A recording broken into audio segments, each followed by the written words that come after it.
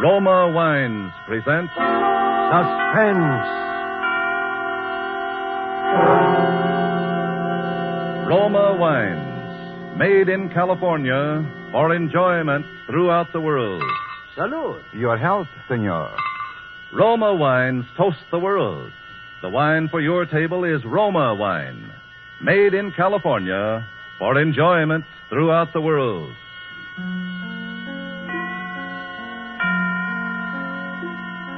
This is the Man in Black, here for the Roma Wine Company of Fresno, California, to introduce this weekly half hour of Suspense.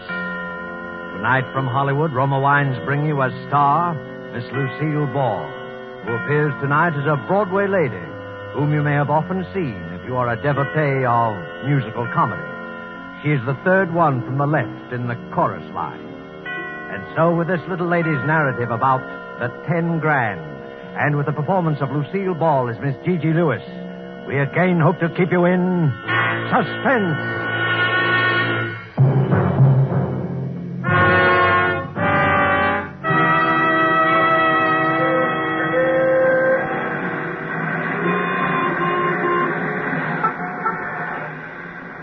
Well, on this particular night, I'm standing in front of the Broadway Lindy's with my nose practically pasted against the window. It's late and I'm hungry. I've been pounding the pavements all day doing the rounds of the manager's offices. You'd think a good hoofer like I ought to be able to land something with all the shows on the big street. But here I am, standing like General Sherman's statue in front of Lindy's, looking at the pasted-up menu and mentally overindulging in a big, thick, juicy T-bone steak smothered with onions. That comfortable crowd inside there can toy politely with their chicken sandwiches and their shrimp cocktails for all I care. Just give me a T-bone smothered onions. Here I am with 5 cents in my handbag, literally. Enough for the ride home in the subway, no extra charge for the empty stomach. Well, anyway, I can take my shoes off when I get in the subway. I turn around and give Lindy's one last sorrowful gander and then make for the subway entrance.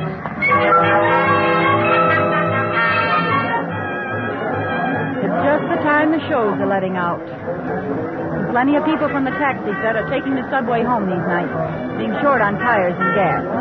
So I get in that Times Square jam that looks like 5 o'clock p.m. and feels like a Russian pincers movement on the Polish border. I'm getting shoved towards the turnstile, so I quick try to get my handbag open to reach for that lonesome nickel.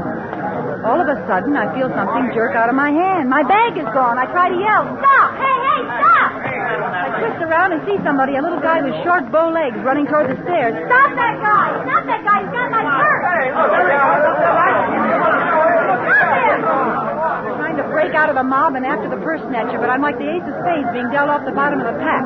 When I'm finally in the clear a little, I see a tall guy running after that little guy who has my purse. They both disappear around the corner and up the steps. There's plenty of commotion in the crowd. You'd think there was $1 million in my handbag for all the fuss they're making. But I don't stop to think about anything except that I lost my fare home. I take out after the tall guy. When I get to the foot of the stairs, the tall guy's coming down again. And he's got my bag in his hand. He's smiling a big, wide smile at me, and I'm gazing gratefully up into his big brown eyes and noticing the way his hairline ain't receding any. Just the guy to go around rescuing ladies in distress. Regular Sir Galahad or somebody. Is this yours, miss? Yeah. Gee, how can I ever thank you? Think nothing of it. Here you are. What about the guy, the thief? Oh, there was a cop on the street. He'll take care of him. What about you? You're all right, aren't you? Oh, sure, I'm all right.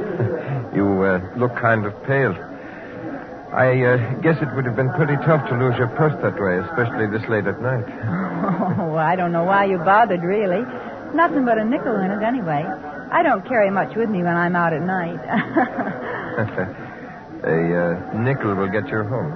He's smiling at me again, and my heart's saying, "Oh, brother." We both start towards the mob at the turnstile, and I'm busy hoping he's going my way so we can sort of get better acquainted, you know. Well, good night. Hang on to that pocketbook now. Well, aren't you, well, good night. I'm caught in that mob at the turnstile again, and the train's coming in. Somehow, the way you do in crowds, I lose sight of him. And I gotta concentrate on digging out that nickel to put in the slot. I open up my bag and find the nickel all right, and then my heart almost stops.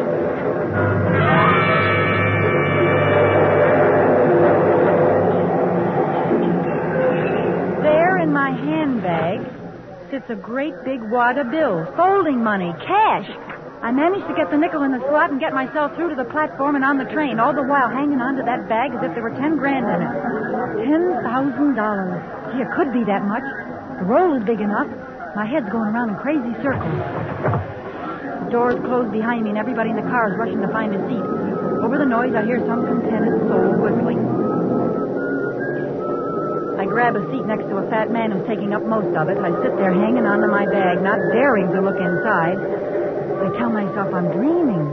There's not really a big roll of bills in there.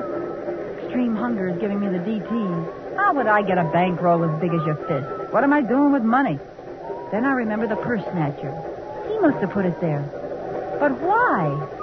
The fat guy next to me tries to drum up a conversation. Nice night, ain't it? Yeah, cold. You the young lady what got her purse snatched? Yeah. Lucky thing you got it back, ain't it? Yeah, very lucky. I always say it ain't good for a young lady, especially a nice-looking dame like you, to carry a lot of money around when she's out at night. Huh? What makes you think I got a lot of money? Well, the way you carried on when that fella snatched your purse. Oh, yeah. I'm showing this fat palooka by my attitude that I don't go for conversing. I'm sitting there looking straight at the wall ads, and the one across from me is a big photo in natural color of Miss Subway in 1944. A Brooklyn girl, all dressed up and dripping with furs, and probably wearing Chanel No. 5. Money. All the money I need. No more pounding the pavements and waiting in outer offices for some two-bit job in a show that's due to close opening night. Clothes. A fur, maybe. Chanel No. 5, maybe. An apartment downtown with a switchboard to announce people instead of a fifth-floor walk-up in the Bronx. Food. T-bone steak smothered in onions. Just walk right in and order it. Fun. Maybe go to a nightclub and... Say, though, maybe it's counterfeit dough. Maybe. See those guys coming through? They're cops. How do you know? They might be the Rover boys. I can spot a plainclothes dick in a minute. They all look alike. They all got a certain purrs and noise. Well, that don't prove they're dicks. I don't know. Maybe it's the way they part their hairs. Plain clothesmen. Looking for something, Hot money, maybe. So, suppose I'm found with it. How am I going to prove somebody planted it on me? If I can see them laughing at that one now, that's a good one. Ha, ha, ha. She didn't steal the dough, honest. She just found it in her purse. Ha, ha. That's a good one. Lock her up 25 years. Well, good night, little lady. I'm getting off here. This your stop? No, thanks. I go further uptown. Well, good night. I'm certainly glad you found your purse. Good night, fatso. The Rover boys pass on through, and I decide to sneak another look at my bag. I open it up very carefully. The bankroll's there, all right. Some of the bills are in big denominations, too. There could be 10 grand, and it looks like the real thing. But there's also something else. Something I didn't see before. A piece of paper stuffed into the roll. I reach in and get it, looking around to see if I'm being watched. All I see in the car is sleepy people, so I unfold the paper and read what's scribbled on it. Get off at 161st Street and follow Yankee Doodle. That don't make sense. What's Yankee Doodle got to do with it? I get up and I'm making for the door when I hear it. And then I remember I've been hearing that whistling right along and didn't notice it.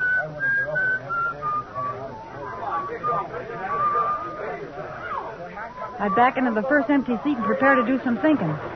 Somebody in this car wants that bankroll again. Could it be Sir Galahad? I just can't bear to think of him as a criminal type, but he was awful quick to go chasing after my purse. And he could have been in this car all along without me seeing him. I try to get a quick look around, but there's people in the aisles.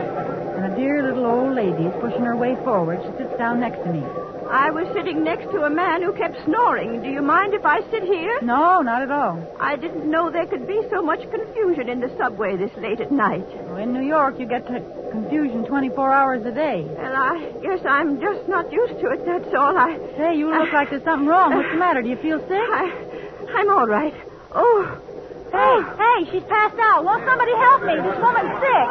Here. Look out. Here, give her a slug of this. This'll bring her to. Thanks, that's swell. Now, look, lady, just take a swallow. Won't hurt you. Go on. Swallow it. That's it. Oh, I'm terribly sorry, really. Forget it. How do you feel? I can't imagine what happened. All at once, everything seemed to whirl around. Sure you're all right now? I'll be fine in just a moment. Here's your medicine, mister. Thanks. That's okay. You're awfully kind. I didn't think people were so kind in a big city like this. You better take it easy now. Where do you get off? What's that? Where do you get off? Oh, 169th Street. That's where my sister lives. I'm visiting her, you see, and I just thought I'd go downtown tonight and see a show and have a good time. Evelyn told me how to go on the subway, and everything was fine until just now. You're not hungry or anything? Oh, no. It's not that. I have plenty of money. At least I did have. Yeah? What happened to your money?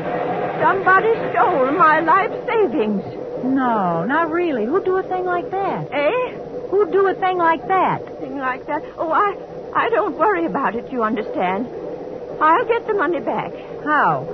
Well, don't you remember the old saying? It takes a thief to catch a thief. I suppose so. Yes. Well, that's just how I plan to catch the person who stole my money. How much did you lose? What's that?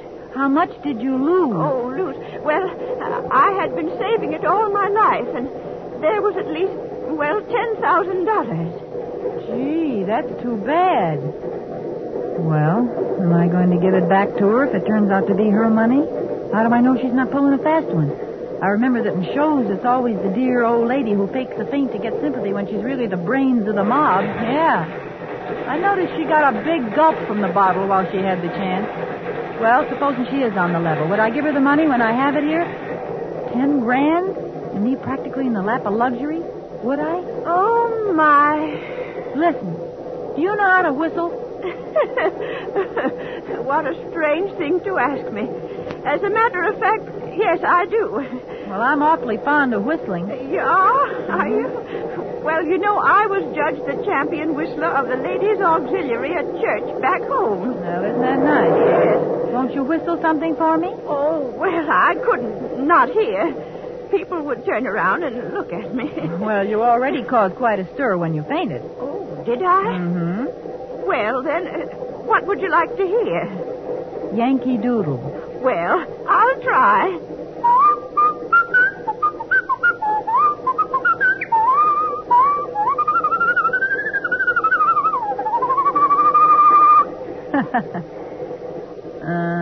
That's fine.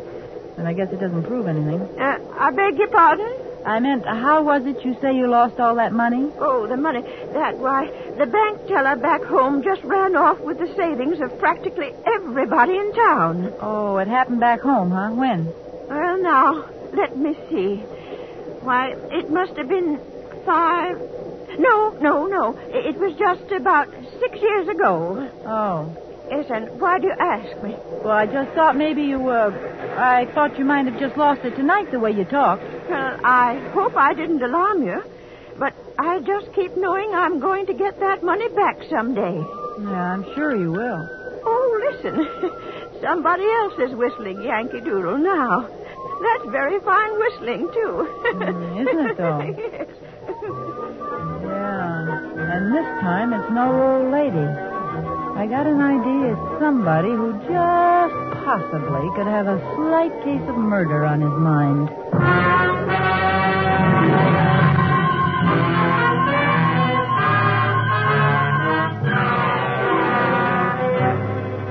Tonight, for suspense, Roma Wines bring you as star Miss Lucille Ball, whom you have heard in the first act of The 10 Grand by Virginia Radcliffe.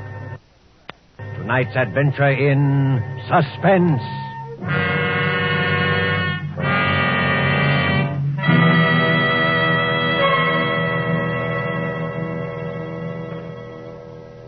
Far to the south of us is our good neighbor country, Ecuador, land of towering mountains, sweeping vistas.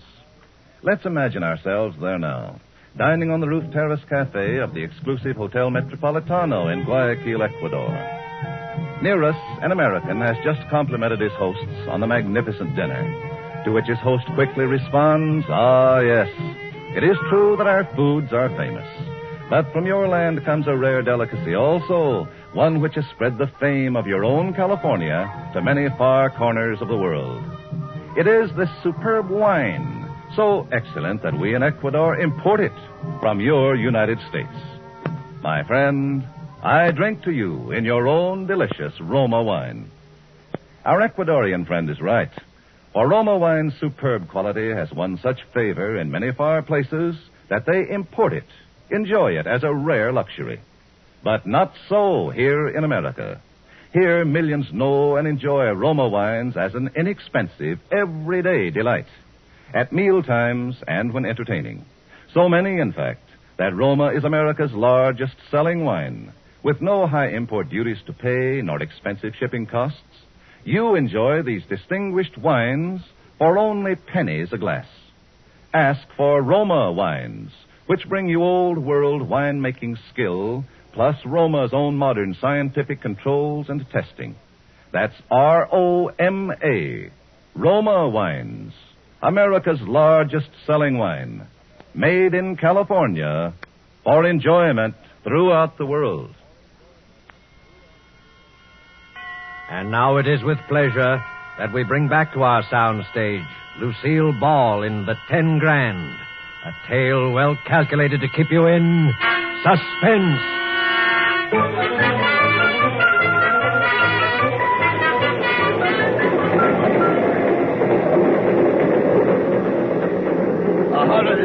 Street. 161st Street. Well, this is it. Oh, must have been dozing. Is this your station? Yeah, and the next stop is yours. Don't fall asleep and miss it now. Well, I won't. You've been very kind. I do want to thank you. Don't think nothing of it. Well, good night. Good night, my dear. Now be careful crossing the street. Sure, don't worry. I'll be plenty careful. I get off the train. Stand for a minute on the platform looking around. I don't see Sir Galahad, but he could have gone through to another car and come out down the line. Several guys are on the platform, and they all hurry up the steps of the street. I go up, too. I look ahead at the block I have to travel. Then I hear it again, from the darkness of the street. I can't tell exactly where it's coming from, but I'm standing in the light, and whoever's after me has a pretty perfect target. I walk away, hugging my purse and shaking like 6 hangovers. I tell myself that pretty soon Yankee Doodle will grab me and take the money. Any second now. He wouldn't need to kill me. I haven't seen him, so I can't identify him. He could just take the money and leave. But suppose he enjoys killing people. Suppose he gets panicky all of a sudden and his finger slips on the trigger. Suppose he's a maniac. I think about screaming, but nobody'd hear me in time because screaming probably makes Yankee Doodle's trigger finger tremble. Why doesn't he do something?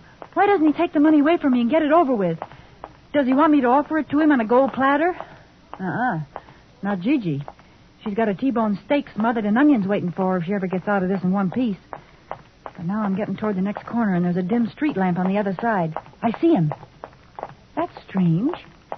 He's been walking ahead of me all this time. Then I hear something else. Footsteps. Somebody behind me. I listen. That doesn't sound like the tread of somebody hurrying home to the little woman. That's the steady tread of somebody trailing somebody. I don't know how I know it, but I know it. There's Yankee Doodle up ahead, but here's also somebody behind me I don't like just by instinct. I'm sandwiched. I'm the ham between 2 slices of rye. I listen again. He's getting closer. By the time I reach the corner, he'll catch up with me. I try walking faster. He's walking faster, too. I turn around. I can see his dark shape behind me with a distant street lamp back of him. Then I see something else. Back away, across the street, is another man, walking fast. Now I got 3 of them. I'm in a triple-decker sandwich now. I want to scream. I want to yell help. But my heart's got all mixed up in my larynx somehow, and I know I'd never be able to project my voice past the next crack on the sidewalk.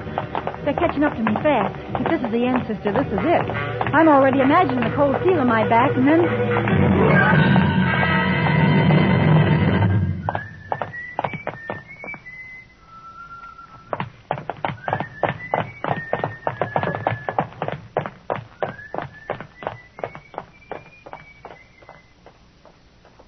The 2 boys walk right on past me. Don't even give me a tumble. They're making time, and as the one on my side gets ahead of me, I see him nod to the one across the street. They're not tailing me. They're after Yankee Doodle. They heard him whistle, and they'll be catching up with him any minute now. I heave a big sigh of relief and consider a quick exit back to the subway with my 10 grand. I can just barely see the two of them as they come close to the next street lamp. They could be plainclothesmen, but I don't think so somehow. In that case, they got an illegal desire to get something they think Yankee Doodle's got. Or maybe Yankee Doodle's the illegal part of the deal. Suppose he turns out to be Sir Galahad. It's pretty confusing, and I ain't happy about it either way. But something, I don't know what, makes me take after the two Rover boys instead of going my own way while I got the chance. I look up ahead. Yankee Doodle's a block away now, and he stops for a second under a streetlight. He's listening, I can tell that, even though he's too far away for me to tell if he's Sir Galahad. Then quickly he disappears into the shadows again. I'm trying to keep my heels from clicking too loud, but they sound like drum beats, so I take my shoes off quick. The Rover boys are up on the corner now, but I'm making it by the time they're halfway down the next block. The street lamp must have burned out along here because it's blacker than a Schiaparelli dinner dress. If only a police car would come by or something. Maybe Winchell would be cruising with the boys, yeah, and then he'd give me a plug in his column and it'd be easy for me to get a job. Oh, what am I thinking about things like that for now? Besides, there ain't a car on the street. There hasn't been one since I got off the subway. Suddenly, out of the blackness, a hand grabs my arm. Another covers my mouth. Be quiet. Don't scream. It's me. Yeah, let's get down in the stairway where they can't see just against the light here. Now. You didn't need to choke me. They'll come back this way in a minute. As soon as they found out they'd lost me. How'd you get here? I thought you was way ahead of them. I was. I ducked in here and let them pass. Are you with me? Why should I be? It's my life or theirs. So what? I got your purse back for you. Yeah, Sir Galahad. You got my money. Well, could be their money. Yes, but it isn't. Wait, they're coming back. I got an idea. I'll step out and say something, and you... All right. Get up there quick. They're coming. Well, hiya, boys. Fancy seeing you here. Nice night, ain't it? Never mind, sister. We ain't got time to chat. Well, you needn't blind me with that flashlight. I just wanted to pass the time of day. Well, it ain't that time of day, so step aside and let's... Hey, what? Hey, he was trying to get up. Let's make sure they're really out. Are you kidding? They're both out farther than the 12-mile limit. Then let's get away from here fast. Come on. Wait a minute. What's the matter? You don't want to be picked up around here, do you? Well, I got to put my shoes on first, don't I? Say, do you know I broke my heel on that heel?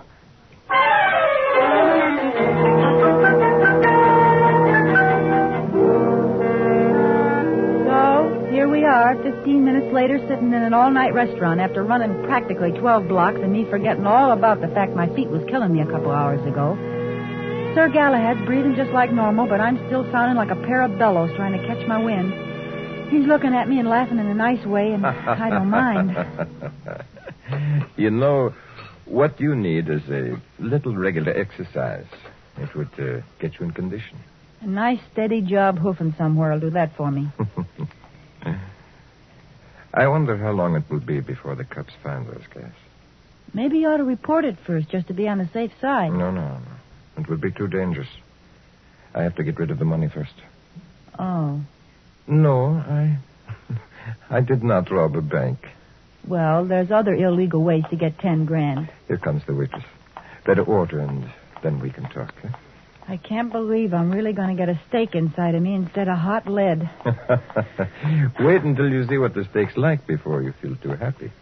Know what you want yet? Yeah, a long time ago. T-bone steak, rare, smothered in onions. Make it 2, please. 2 T's, rare and buried.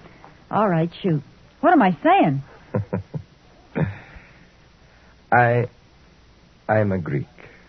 Yeah? I came over here when I was about 15. My father and mother are still in Athens. I couldn't get them out of the country when the Italians invaded. So I don't know where they are now. Oh, gee, that's too bad. Oh, I'm like a lot of people over here.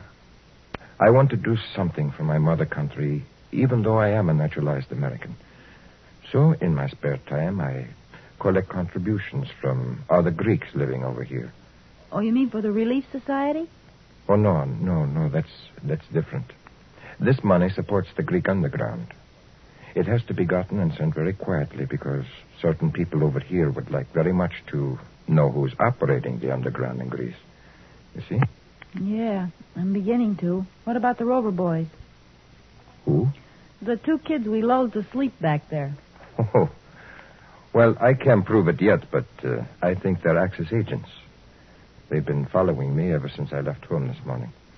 Today was my day off, and I've been making the rounds, collecting. You did pretty well. How much is in that bankroll? $10,415. Oh, boy, you're quite a salesman. I've got a good product to sell. Anyway, I thought I could shake those guys in the subway. But then when you got your purse lifted, I did a little quick thinking and decided the money would be safer with you for a while. And I do want to thank you. Oh, that's all right. Always glad to help out. Well, I guess you'd like to have your $10,000 back now, huh? You know, in Greece, they have a law that whoever finds money gets to keep 10% as a reward. No kidding. Yes. So the way we'd figure it, you get $1,041.15. Say, that's wonderful. That's a great custom. I wonder why they don't adopt it in America. Well, I guess America has a lot of things that Greece doesn't have. T-bone steaks, for instance. Yeah, that's true. Well, here you are. I hope you get the dough into the right hands. Thank you very, very much. Aren't you going to count out your 10%? I got to contribute something to winning the war, ain't I? Say, miss. You want me? Yeah, what happened to them 2 T-bone steaks? Oh, well, I'm sorry, but when I took your order for the steak, I forgot this was Meatless Tuesday. Oh, no.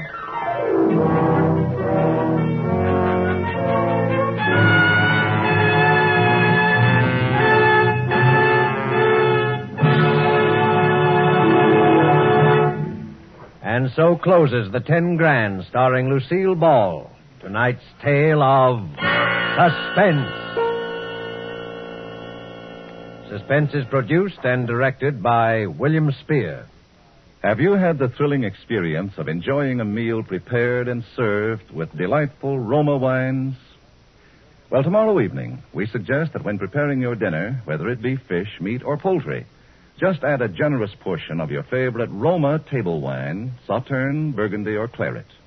Then simply put the same bottle, well chilled, on the table with the meal. You'll be in for a new experience in just how good even the simplest everyday foods can be when prepared and also served with superbly flavored Roma wines. Don't put off discovering how much these delicious and inexpensive Roma wines can add to the pleasure of everyday living. Remember, thousands make Roma wines their daily standby for greater enjoyment at a cost of only pennies a glass. Ask for R-O-M-A, Roma Wines, America's largest selling wine, made in California for enjoyment throughout the world. This is Lucille Ball. I always enjoy my appearances on Suspense, and tonight I'm particularly proud because Mr. Spear has just counted up, and he says that tonight I said more words per minute than any actress he has ever had on the show. Well, here's just a few more, and I hope you will give heed to them. Don't let tomorrow go by without buying an extra war bond. Lucille Ball appeared tonight through the courtesy of Metro-Goldwyn-Mayer, producers at the White Cliffs of Dover. Next Thursday, same time, we will present the best-selling novel, The Walls Came Tumbling Down, and Mr. Keenan Wynn will be your star of Suspense. Presented by Roma Wines, R-O-M-A, made in California for enjoyment throughout the world.